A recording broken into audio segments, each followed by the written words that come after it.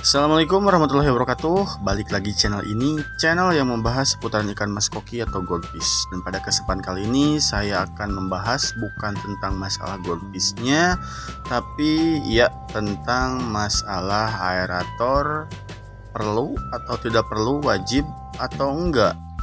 Sebelumnya sini saya akan membahas tentang aerator yang saya pakai, yaitu Amara Aquarium Air Pump BS410 yang dimana belepotan yang dimana sudah mempunyai dua lubang udara. Untuk aeratornya itu sendiri harganya 45.000 kalau di toko-toko, kalau di online shop itu lebih murah.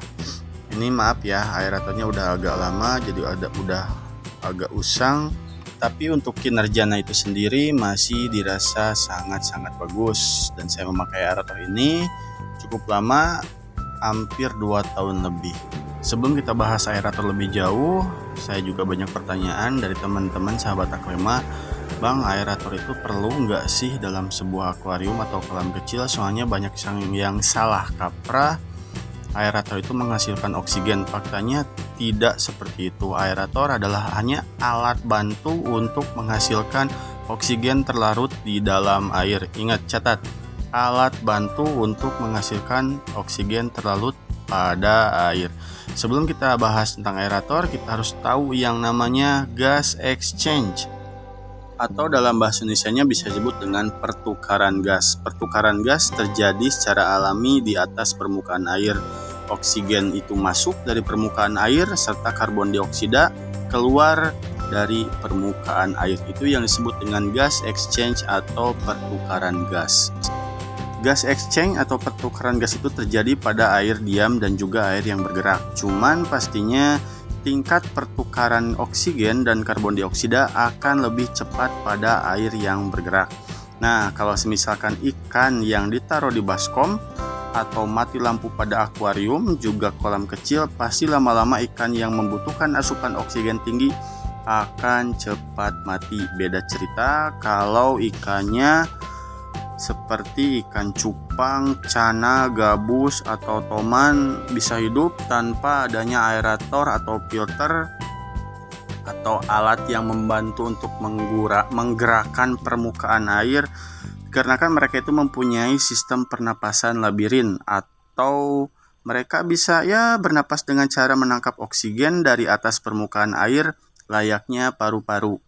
Berbeda dengan ikan yang membutuhkan asupan oksigen yang tinggi seperti ikan koki, ikan koi, dan lain sebagainya. Mereka itu tidak bisa bertahan dalam air dengan kadar oksigen yang sangat rendah. Oke, kita kembali lagi menjelaskan tentang pertukaran gas atau gas exchange di permukaan air.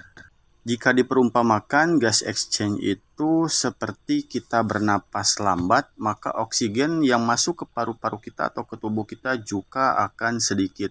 Sebaliknya, jika kita bernapas secara cepat, maka kadar atau banyaknya oksigen yang masuk ke tubuh kita akan semakin banyak. Bisa dilihat pada video ini, gelembung-gelembung yang dihasilkan oleh aerator itu pecah di permukaan sehingga membuat permukaan air itu bergerak selayaknya arus air.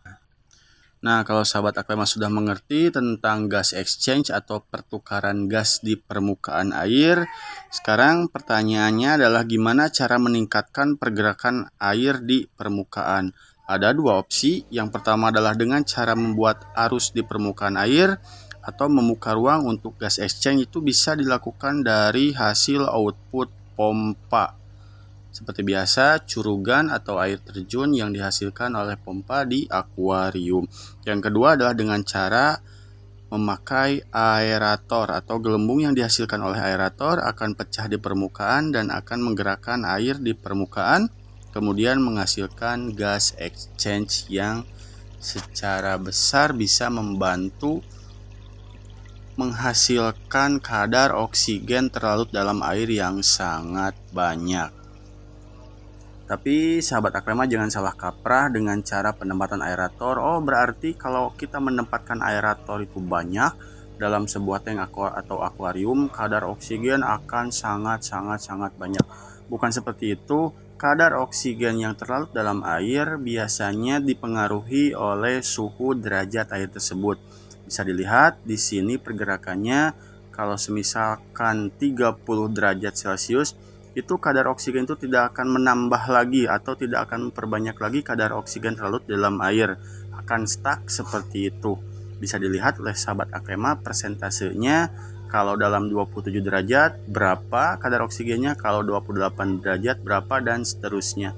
Itu tidak akan menambah kadar oksigen terlarut di dalam air, mau itu pakai aerator 5, 4 atau 7 sekalian, tetap hasilnya kadar oksigen terlarut dalam air akan segitu-gitu aja.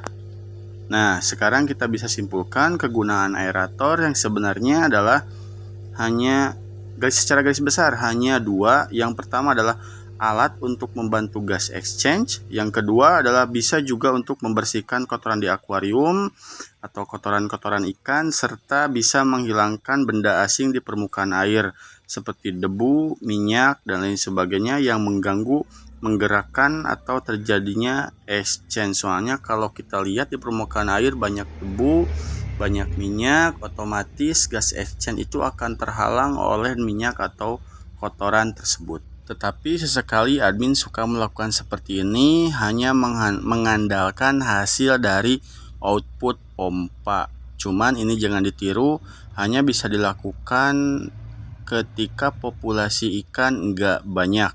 Soalnya suara aerator itu sangat keras dan admin kalau malam hari itu suka risih, tidak bisa istirahat.